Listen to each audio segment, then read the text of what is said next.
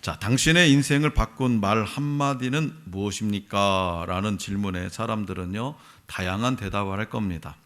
1973년 미국 메이저리그 동부지구 최하위를 달리던 뉴욕 매츠 팀의 선수들에게 요기베라 감독이 한 말이 있죠. 뭐라겠어요? 끝날 때까지 끝난 것이 아니다.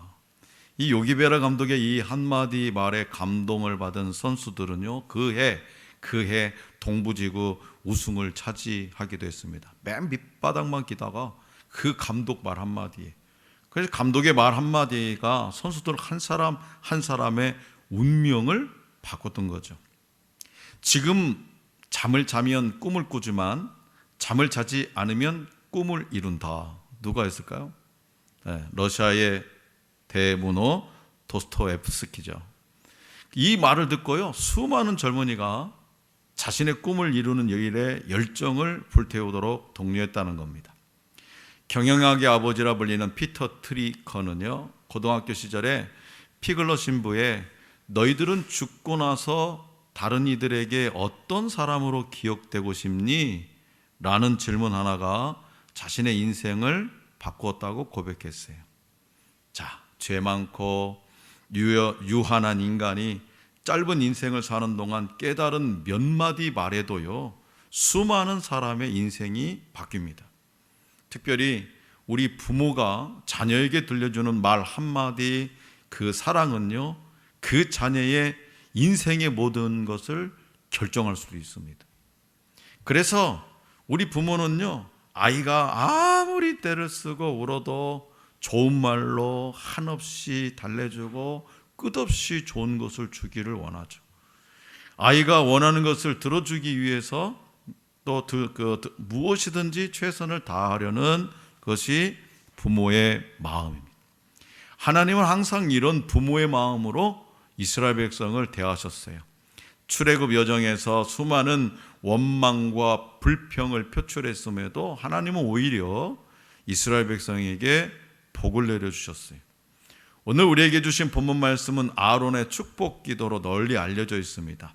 축복하다의 히브리어는 바라크인데요, 한문으로는 빌복 복복자죠. 빌복 복복, 하나님께 복을 빌다라는 뜻이에요. 복은요, 수여자와 수혜자를 전제로 하고 있죠. 수여자와 수혜자. 성경에는 수혜자인 인간에게 축복의 약속이 전달될 때까지 매개자가 여러 사람 등장하곤 하는데요, 본문 말씀에서는 아론과 그의 아들들이 그 역할을 감당할 자로 부름을 받았습니다.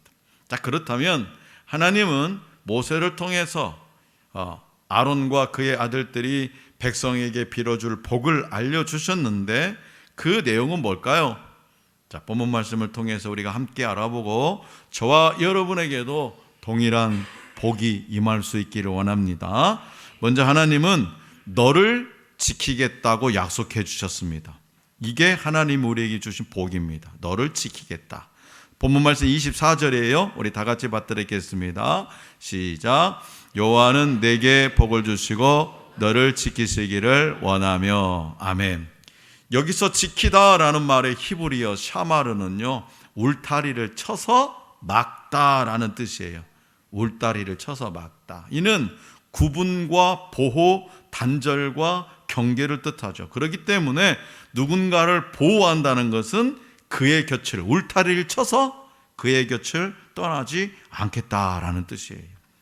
하나님은 이스라엘 백성과 항상 함께하며 지키시고 구름 기둥과 불 기둥으로 인도하셨습니다. 척박하고 위험한 광야에서 그들은 하나님의 인도하심을 직접 목격하고 그분의 살아계심과 지키시고 보호하심을 경험했던 거죠. 왜요? 하나님께서 울타리를 쳐서 떠나지 않고 지키셨기 때문에 그들을. 둘째로 하나님은 은혜를 주겠다고 약속하셨어요. 은혜를 주겠다.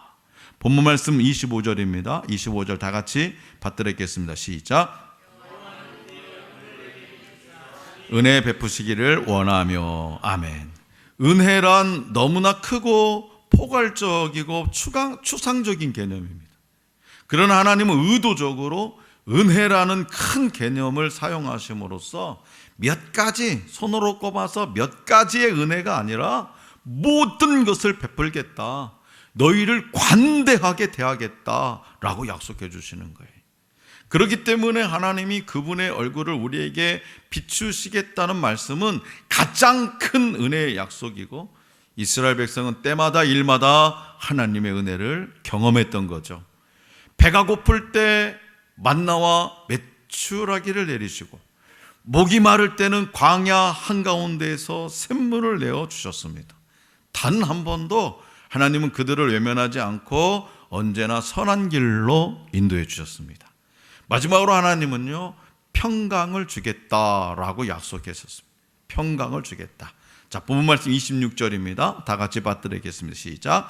여호와는 그 얼굴을 내게로 향하여 드사 평강 주시기를 원하노라 할지니라 하라. 아멘.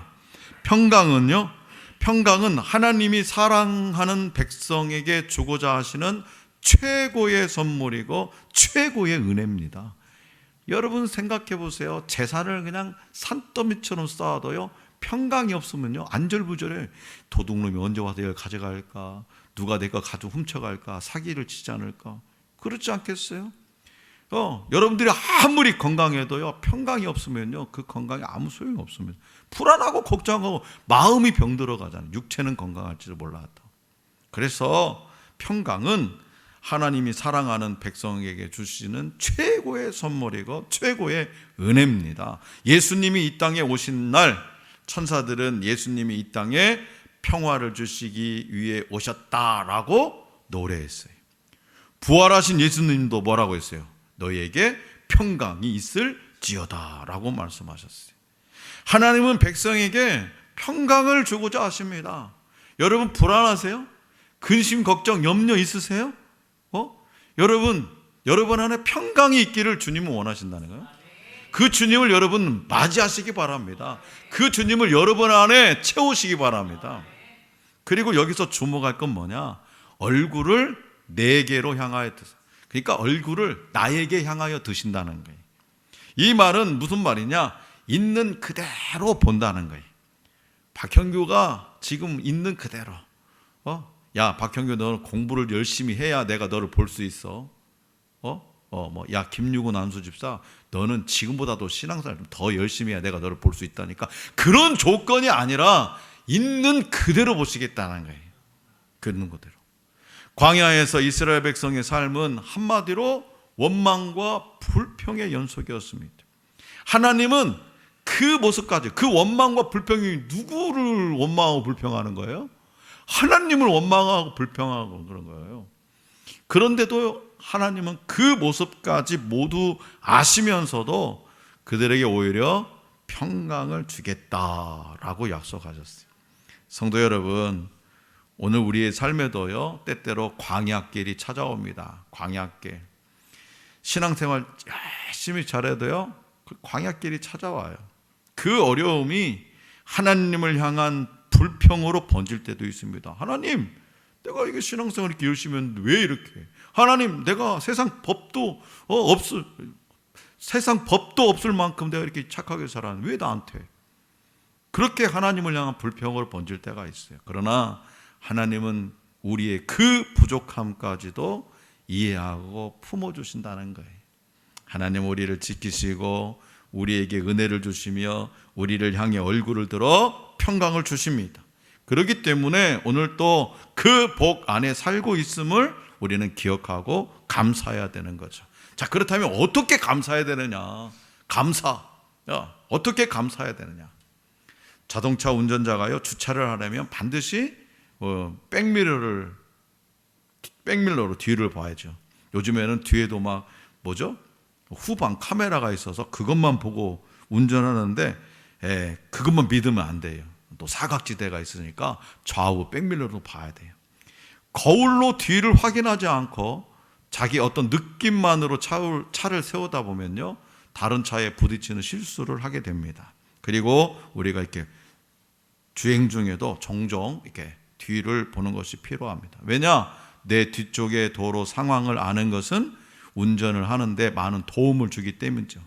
이와 같이 누구나 가끔은요, 과거의 삶을 되돌아볼 수 있다는 거예요. 내 인생의 백미러를 보고 내 과거의 삶을 되돌아볼 때가 있다는 거예요. 지나온 날들을 되짚으면서 그때 나를 돌아보는 것은 지금의 나 자신을 다잡는 좋은 기회가 될 수 있습니다. 왜냐하면 과거라는 것은 현재의 그림자이고요, 과거 없이는요 현재도 없기 때문이죠. 그런데 이렇게 과거를 돌아볼 때 가장 중요한 건 뭐냐? 과거를 돌아볼 때 감사하는 마음을 갖는 거예요. 지금까지 살아온 것이 모두 주님의 은혜임을 깨닫고 그 흔적들을 느끼면서 감사하는 것은 신앙인에게 매우 중요한 자세입니다. 그리고 하나님은 출애굽기 23장 15절에서 이스라엘 백성에게 감사의 절기를 지키라고 명령하셨어요. 자, 다 같이 받들어야겠습니다. 출애굽기 23장 15절 시작. 너는 무교병의 절기를 지키라. 아비벌의 정한 때에 이래 동안 무교병을 먹을지니 이는 그 달에 내가 애굽에서 나왔음이라 빈손으로 내 앞에 나오지 말지니라. 아멘. 이 말씀은 이스라엘 백성이 감사절을 지키면서 지난날 함께 해주신 하나님을 기억하라는 거예요. 그 이유는 뭐냐? 새로운 시간에 새 땅에서 하나님께 변함없이 복받고 인도하심을 받기 위한 가장 중요한 삶의 자세이기 때문입니다. 하나님은 준비한 복을 주시기 위해서 우리에게 감사를 요구하십니다. 어떻게 보면 감사는요, 그래서 가장 이기적인 태도일지도 모릅니다. 그럼에도 불구하고 우리 주님은 사도 바울을 통해서 데살로니가 성도들에게 이렇게 전했죠. 범사에 감사하라. 이것이 그리스도 예수 안에서 너희를 향한 하나님의 뜻이니라. 감사는 그래서 내가 해도 되고 안 해도 되고 하는 것이 아니라 하나님의 명령입니다. 자, 사랑하는 성도 여러분, 올해의 첫 번째 감사절인 이 맥주 감사절, 올해의 첫 번째 감사절입니다. 지난 봄에 제가 저기 회원교회 가니까 보리수나무가 진짜 이게 손가락만 하더라. 그래서 엄청 열렸는데 안 따간다 그래가지고 또 사모님 그런 걸 좋아하잖아. 말 한마디 했더니 바로 끌려갔어요. 제가 노동 현장으로 바로. 근데 보리수를요 엄청 따는데 그걸 따면서 한가득 아마 끝도 없이 따시는 거예요. 그만 가죠 여보, 그만 가. 아니 조금만 더, 조금 땄어요. 그래서 지금 담아놨는데 이 보리수 있다는 게 이만큼 보니까 야, 농부의 마음이 이런 마음인가 하는 생각이 들어요. 괜히 내가 막 기뻐. 우리 거 나무도 아닌데 그 보리, 그리고도 그냥 엄청나게 또 열려 있는 거예요. 야, 세상에 하나님은 참 푼수다. 세상에 이렇게 많이 주렁주렁 열매를 맺게 해주시나, 그런 생각을 해봤어요. 네, 그래서 이 봄의 열매들, 과일들, 곡식들을 추수해서 첫 열매, 첫 번째 감사절이 맥주 감사절입니다. 오늘입니다. 여러분 자신을 돌아보기를 바랍니다. 하나님은 감사하는 이에게 복에 복을 더하십니다. 자, 그렇다면 내게 주신 하나님의 은혜를 분명히 알고 정말 감사하고 있습니까? 감사를 잊고 살지는 않습니까? 그래서 이 시간에는요, 우리가 감사에 대해서 생각만 하는 것이 아니라 입으로 고백하는 그런 시간을 갖고자 제가 참 난생 처음으로 감사 챌린지라고, 예배 중에 감사 챌린지, 일어서서, 우리 교회는요 다 마이크가 있어요. 그래서 자기가 마이크를 잡고 일어서서 감사의 챌린지 고백을 하면 그 마이크를 옆 사람에게 넘겨주시면 옆 사람은 또 일어나서 또 합니다. 자, 그래서 감사 챌린지를 한번 해서 생각만 하지 말고 생각하는 거하고 말로 내뱉는 거하고는 차원이 다릅니다. 차원. 그래서 우리가 감사하지 뭐, 이 생각만 하지 말고 말로 한 문장으로. 그래서 이 맥주 감사절은 일에 지쳐 있는 몸과 마음을 영적으로 재무장하는 중요한 절기입니다. 맥주 감사절을 통해서 주님과 친밀함을 회복해야만 또 나머지 반년을 은혜 속에서 살 수 있기 때문이죠. 그래서 지난 6개월 동안 하나님이 베풀어 주신 은혜를 한 문장으로 이 자리에 계신 모든 성도들이 차례차례 고백하고 가족들과 친구들 그리고 성도들이 지금 함께 손을 맞잡고 기도해 주면서 남은 6개월도 감사가 넘치는 삶이 될 수 있기를 원합니다. 자, 이제 감사 챌린지 저부터 시작하겠습니다. 마이크를 이렇게 들고 하나님, 지난 6개월 동안 하늘소망교회와 성도들을 건강하게 섬길 수 있게 해주셔서 감사합니다.